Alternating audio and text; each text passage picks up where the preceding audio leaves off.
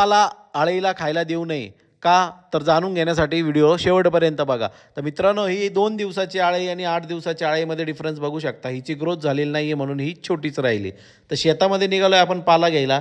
Chiller गँगने आपल्याला अडवलंय, gate pass देऊन आपण निघालोय शेतामध्ये। टुकटुक आपल्यासोबत आहे, किलिलिक किलिलिक किलिलिक किलिलिक।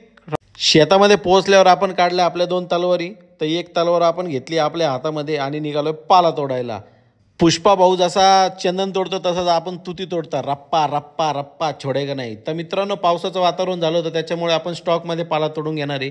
ओला पाला आळीला दिल्यानंतर आळी ही आजारी पडते आणि आजारी पडल्यानंतर आपल्याला पूर्ण लॉटला प्रॉब्लेम येऊ शकतो। त्याच्यामुळे आपण ओला पाला देतच नाही। तर असे काही वेगळा पाला सोबत आला असेल तर त्याला साईडला फेकून द्यायचं।